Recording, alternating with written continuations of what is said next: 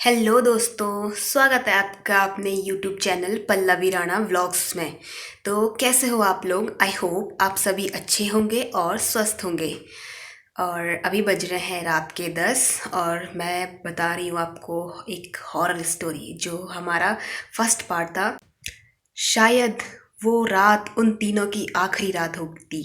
इसका first part तो आपने देख ही लिया होगा और आज मैं बताने वाली हूँ उसके आगे जहाँ पे हमने छोड़ा था उसका सेकंड पार्ट। शायद वो रात उनकी आखिरी रात होती, उन तीनों की आखिरी रात होती। तो चलो स्टार्ट करते हैं।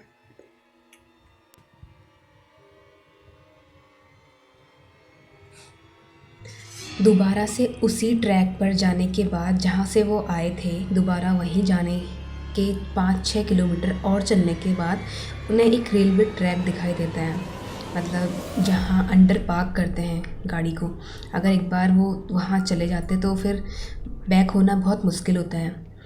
तो फिर उनमें से जो गाड़ी चला रहा रहता है अनुज, तो वो ब्रेक लगाता है और मतलब अंडर पार्क से पहले ही वो ब्रेक लगा देता है। और फिर वहाँ पे वो कहता है कि भाई, उसे उन्हें याद आता है कि उनके पास जो उन्होंने पेठे लिए थे 14-15 की, जितने भी पेठे लिए थे उसकी याद आ जाती है उन्हें कि उसके उनके फ्रेंड ने कहा था कि वहाँ से कुछ भी चीज़ लेना मत, और जो कुछ देखा तो वो भी मत रखना अपने पास, उन्हें या तो कहीं अग्निकुंड में डाल देना या कुछ मतलब खाना मत या कुछ भी इस टाइप से। पर वो पेठे अपने साथ लेके आए थे। तो वो ऐसे ही सोचते कि कौन सी चीज़ हमें रोक रही है जाने से, मतलब बाहर जाने से, अपने घर जाने से। उस पेठे वाली बात को वो नज़रअंदाज कर देते हैं और कहते हैं कि नहीं नहीं, ऐसा कुछ नहीं होता, और पेठे अपने साथ ही रखते हैं, मतलब कहीं डालते वालते नहीं हैं बाहर, क्योंकि 15 केजी लिए थे तो वो सोचते हैं कि ऐसा कुछ नहीं होता होगा। तो फिर वो दोबारा से बैक होके चले जाते हैं, कहते हैं कि हम कोई दूसरे हाईवे से चलते हैं। और जब वो चलते हैं तो निशु तो पीछे ही बैठा था। उसका दोस्त कहता है कि भाई मेरा हाथ पकड़, आगे जो बैठा था उसका फ्रेंड, निशु का फ्रेंड। तो निशु देखता है, कहता है कि हाँ भाई क्या हुआ बता। तो उनकी गाड़ी की स्पीड रहती है 50 से 60 के बीच में। तो उसका फ्रेंड कहता है कि उसको उसके फ्रेंड की, निशु के फ्रेंड के रोंगटे खड़े हो जाते हैं जब वो कुछ देखता है। तो निशु को पता नहीं रहता क्योंकि वो बैक सीट में था। तो वो कहता है कि भाई मेरा हाथ देख। तो निशु हाथ पकड़ता है उसका और उसके पूरे मतलब बहुत डर से बहुत ज़्यादा काँपता है उसका फ्रेंड। तो वो कहता है कि भाई तुझे हुआ क्या, बता तो सही। तो वो कहता है कि आप खिड़की के बाहर देख। तो जैसे ही निशु खिड़की के बाहर देखता है तो उसे ये दिखता है कि कोई इंसान जो उनके साथ, उनकी गाड़ी के साथ साथ जो चल रहा है। तो 50-60 की स्पीड में अगर कोई उनके साथ चल रहा है तो वो इंसान तो होगा नहीं, और नॉर्मल चल रहा है। और ये देख के मतलब उसका कोई चेहरा नहीं था, चेहरा नहीं है, मतलब ऐसा होता है ना कि जो तिरपाल टाइप का होता है उस कलर का उसका पूरा फेस था। मतलब उसका आँख नाक मुंह कुछ नहीं था। तो उनके बीच में सिर्फ एक शीशा ही रहता है जो आर पार दिखता है उससे, मतलब एक वैसा शीशा रहता है। और फिर उसके बाद निशु कहता है कि कुछ ऐसे ही बोल देता है, अभी ये वो सो करके, मतलब कुछ भी, क्योंकि होता ही है, हम भी ऐसे रहेंगे तो हम तो डर जाते हैं। पर उन तीनों की सबसे बड़ी जो उनका स्ट्रॉन्ग पॉइंट यही था कि वो तीनों में से कोई भी डरता नहीं है। और वो कहते हैं कि तू गाड़ी मत रोकना, बस तू चलते रह। और उसका फ्रेंड जो गाड़ी चला रहा रहता है वो सारे शीशे बंद कर देता है, थोड़ा सा हवा आने के लिए छोड़ा हुआ रहता है उन्होंने ऊपर से, तो वो बंद हो जाती है पूरी। फिर उसके बाद वो भी चलता रहता है और वो भी चलते रहते हैं साथ साथ। तो निशु उसे कुछ अलग उल्टा कह देता है कि हाँ, मतलब ऐसे ही कुछ बोल देता है। तो फिर वो चलते रहते हैं और इतनी स्पीड में चलते हैं कि वो पीछे मुड़ के नहीं देखते और सिर्फ आगे चलते रहते हैं। आगे जाके कुछ किलोमीटर चलने के बाद उन्हें एक मंदिर दिखाई देता है और वो सब डिसाइड करते हैं कि हम थोड़े टाइम यहीं पर रुकते हैं और कोई भी गाड़ी से उतरेगा नहीं उस मंदिर के सामने। तो यही सब वो सब करते हैं और इतने में उनके 5 बज जाती है सुबह, मतलब जब वो निकले थे। और निशु के घर से कॉल आता है कि हाँ निशु, कहाँ पहुँचे तुम लोग तो 12-1 बजे पहुँचने वाले थे, तो क्या हुआ, तुम पहुँचे क्यों नहीं। तो निशु कहता है कि मैं सारी स्टोरी घर आके बताऊँगा। तो यही होता है। फिर सुबह वो 1 घंटा रेस्ट करते हैं मंदिर के बाहर, गाड़ी में ही बैठे रहते हैं तीनों के तीनों। और रेस्ट करने के बाद सुबह के 6 साढ़े 6 बजे वो निकलते हैं। उन्हें एक बोर्ड दिखाई देता है और जिस पर लिखा रहता है गुड़गांव 75 किलोमीटर। और गुड़गांव से दिल्ली, फिर दिल्ली के बाद फिर बहादुरगढ़, फिर बहादुरगढ़ के बाद फिर आता है रोहतक।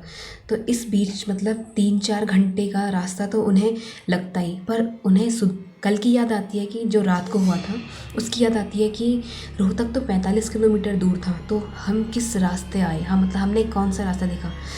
तो उस रास्ते का उन्हें आज तक कोई नामो निशान नहीं मिला, ना ही वो बोर्ड दिखा, ना ही कुछ ऐसा ना ही किसी ने कहा कि यहाँ से रोहतक 45 किलोमीटर दूर है। मतलब उस जगह का कोई नामो निशान नहीं था।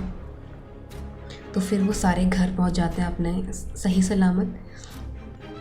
कुछ महीनों बाद निशु अपनी जॉब पर चला गया, और जब वो जॉब पे गया तो उसकी तबीयत बहुत ख़राब होने लग गई। मतलब इतनी ख़राब हो गई कि वो बेड से उठ नहीं पाया। 5 दिन में उसका वेट 10 केजी कम हो गया था, और ना सारे टेस्ट वगैरह करवा दिए, कुछ भी नहीं निकला था। तो इन सब के कारण किसी को पता नहीं चल रहा था, जो भी देख रहा था कि ऐसा लग रहा था कि बस अब ये जाने वाला है, मरने वाला है, मतलब इस टाइप से। तो फिर उसे घर बुलाया गया, घर लेके आए, और फिर उसके एक भैया रहते हैं वहीं बगल पे। तो उन्होंने कहा कि मैं किसी उन्हें जानता हूँ, मतलब जो तांत्रिक बाबा वगैरह होते हैं उन्हें जानता हूँ। तो फिर पहले तो उन्हें लगा कि ऐसा कुछ भी नहीं होगा, पर उन्होंने कहा कि ठीक है, जब दवाई से कुछ नहीं हो रहा तो हम ये करके देख लेते हैं। उसके बाद वो भैया और निशु के पापा अंकल जी वो गए उनसे मिलने के लिए। तो उन्होंने कहा कि या तो मंगलवार को लेके आना, मतलब मंगलवार को ही लेके आना। मंगलवार को वो तीनों वहाँ पहुँच जाते हैं, और वहाँ इतनी भीड़ थी कि वहाँ पैर रखने की जगह नहीं थी उन गुरुजी के पास, जहाँ क्योंकि वहाँ बहुत सिद्ध पुरुष थे वो, तो काफ़ी दूर दूर से लोग उनके पास आते थे। तो वो तीनों बैठ गए, और वो भैया जानते थे उन गुरुजी को। तो वो गुरुजी आए उनके पास, और कुछ टाइम मतलब बैठने के बाद वो गुरुजी आए उनके पास, और उन्होंने निशु के सर पर हाथ रखा। मतलब कुछ कहा नहीं था, कुछ बताया नहीं था उन्हें, उन गुरुजी को। तो उन्होंने सर पर हाथ रखा और निशु से कहा कि तुम बालाजी गए थे? तो निशु ने कहा हाँ गया था। फिर कहा कि अच्छा अकेले गए थे? तो फिर कहा कि नहीं नहीं अकेले नहीं, दोस्तों के साथ गया था। तो वो कहते हैं कि नहीं नहीं मैं ये नहीं कह रहा हूँ, मतलब कोई था तुम्हारे साथ, पुजारी वगैरह, कोई गण वगैरह थे?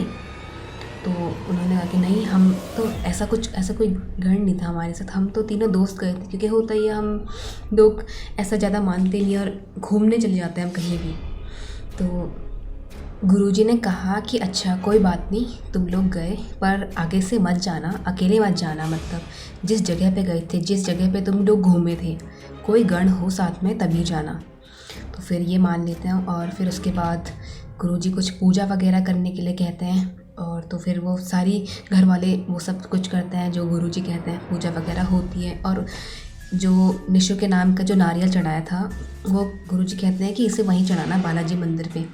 तो निशु के घर से तो कोई जाता नहीं है, तो गुरुजी जाते हैं और उस नारियल को चढ़ा के आते हैं। और निशु को एक ताबीज़ सा देते हैं, वो ताबीज़ निशु अपने गले में पहनता है, और फिर कहा कि इसे कभी उतारना मत, और अपने साथ ही रखना, मतलब जब भी रखोगे अपने साथ ही रखना।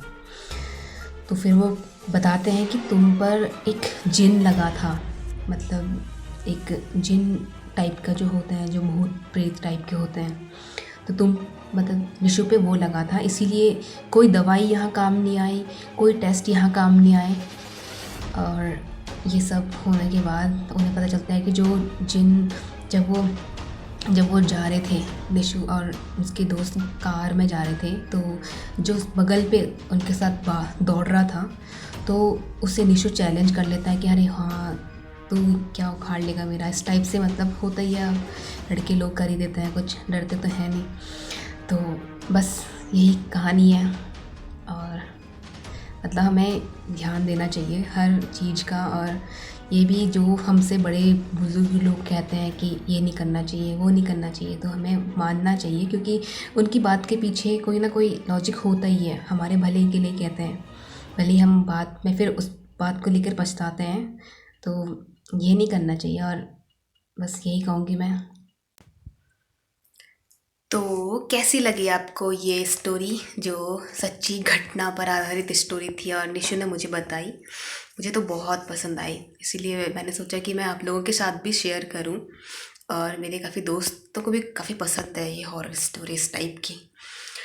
तो और मैं थैंक यू सो मच कहूँगी निशु को, उसने मुझे अपना टाइम दे के ये स्टोरी सुनाई, क्योंकि काफ़ी अच्छा लगता है अगर कोई सुनाता है स्टोरी। मतलब मैं तो काफ़ी इंटरेस्टेड हूँ इन सब चीज़ में, तो मुझे बड़ा मज़ा आता है। और हमें इस स्टोरी से कुछ सीखना भी चाहिए कि अगर, पहली बात तो हमें डरना नहीं चाहिए। मतलब जो इन तीनों की हिम्मत थी, बहुत अच्छा लगा कि हम होते तो, अगर हम, मैं तो होती मैं डर जाती बहुत ज़्यादा। तो डरना कभी नहीं चाहिए। और एक चीज़ और सीखनी चाहिए कि ऐसे किसी भूत को चैलेंज भी नहीं करना चाहिए, क्योंकि भूत तो भूत है। हम क्या, हमें क्या पता कि कब क्या कर दे। हम तो इंसान हैं, हमारे पास कोई ऐसी शक्ति तो है नहीं जिससे हम कुछ कर पाए। मतलब हमारे कर्म ही हमारी पूजा है। पर जो भी है, ऐसे चैलेंज तो नहीं करना चाहिए जैसे निशु ने किया। कम से हमें इस कहानी से दो सीख मिलती है। पहली तो हमें ऐसी हालत, मतलब ऐसी कंडीशन में कभी डरना नहीं चाहिए, और दूसरी कि किसी भूत को चैलेंज नहीं करना चाहिए। मतलब उसके सामने तो बिल्कुल भी नहीं करना चाहिए। हाँ, बाद में तुम बोल लो कुछ भी। तो फिर ठीक है, अब मिलते हैं आपसे नेक्स्ट स्टोरी में। तो फिर तब तक के लिए बाय। पर उस बंदे ने गाड़ी नहीं रोकी, और तब भी उस बंदे को ना भैया, बस हमारे बीच में एक शीशा ही था, तब भी मैंने उसकी शक्ल नहीं देखी यार। शक्ल थी ही नहीं, उसका फेस था ही नहीं भाई। फेस था ही नहीं। जिस तरह खाकी कलर होता है ना, खाकी कलर, वही ट्रक वाला सीन होता है, जो ट्रकों के ऊपर बांध देते हैं, त्रिपाल, त्रिपाल बोलते हैं जिसको हम लोग। त्रिपाल, बस उस टाइप का टोटली स्पॉट। अच्छा, ना भगवान, ना आँख, ना मुंह, और वो चीज हमारी गाड़ी के बिल्कुल साथ साथ चल रही है। भाई साहब, मेरे दोस्त ने लगा के गिर ऐसा